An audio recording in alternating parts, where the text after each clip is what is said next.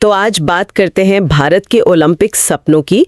एक किताब है dreams of a billion, India and the Olympic games. इसकी एक समीक्षा आई है, उस पर थोड़ी गहराई से बात करते हैं। हाँ, बुरिया मजूमदार और नलिल मेहता की है ना ये? हाँ वही।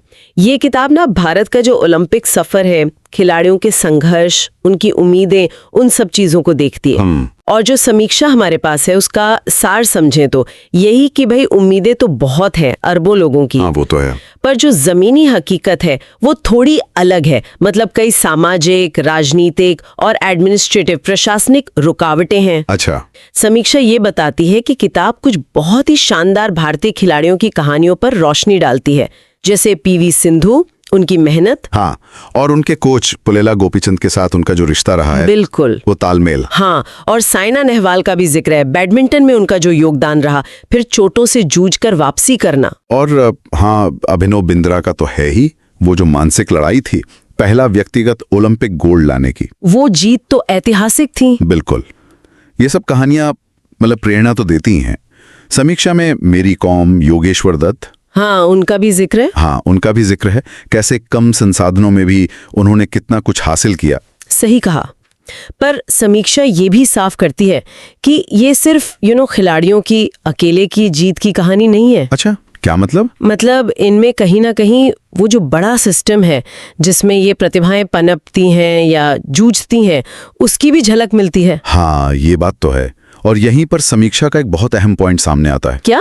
समीक्षा इस बात पर जोर देती है कि लेखक जो हैं वो भारतीय खेल तंत्र की कमियों को मतलब बिना किसी लाग लपेट के सामने रखते हैं। जैसे वो नौकरशाही के दांव-पेच, राजनीति का दखल, खिलाड़ियों के चयन में जो पक्षपात होता है। हाँ। और योजनाएं बनती तो हैं पर पूरी नहीं हो पाती। ये सारी बातें जो ओलंपिक में भारत की कामयाबी के रास्ते में रोड़ा बनती रही हैं। मतलब ये सिर्फ ऊपर ऊपर की बातें नहीं है। समीक्षा ये बताती है कि ये विश्लेषण किस आधार पे किया गया है, कुछ ठोस है। हाँ, समीक्षा के मुताबिक ये विश्लेषण खोखला नहीं है। ये खिलाड़ियों, कोचों और जो खेल अधिकारी हैं, अच्छा, उनके साथ बाकायदा बातचीत, इंटरव्यूज पर आधारित है।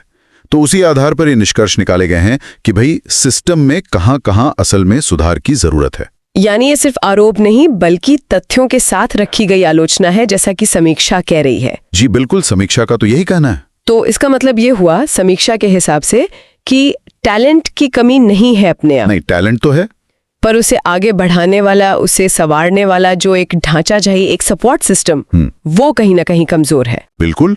समीक्षा कहती है कि किताब का यही एक तरह से मुख्य संदेश है कि सिर्फ प्रतिभा होना काफी नहीं है, उसे तराशने और संभालने के लिए एक मजबूत, ईमानदार, कुशल सिस्टम चाहिए।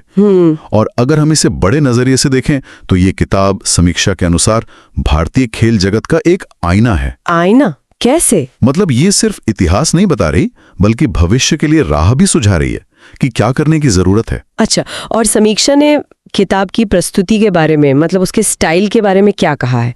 क्या सिर्फ कमियां ही गिनाई हैं या कुछ तारीफ भी है? नहीं, तारीफ भी है। समीक्षा में इस बात को सराहा गया है कि किताब खिलाड़ियों की जो प्रेरणा देने वाली कहानियां हैं, हाँ? और जो खेल नीति की गंभीर, निष्पक्ष आलोचना है, उसके बीच एक अच्छा संतुलन बनाती है। दोनों पहलुओं को ठीक से पेश किया गया है। ये तो अच्छी बात है। हाँ, हालांकि समीक्षा ये भी मानती है कि कुछ हिस्सों में शायद आंकड़े मतलब डेटा थोड़ा ज्यादा हो गया है। अच्छा। और या फिर वो प्रशासनिक पहलुओं पर इतना ज्यादा फोकस है कि शायद कुछ पढ़ने वालों को थोड़ा सा बोझिल लग सकता है। ये तो खैर हो सकता है किसी भी गहरी पड़ताल वाली किताब में।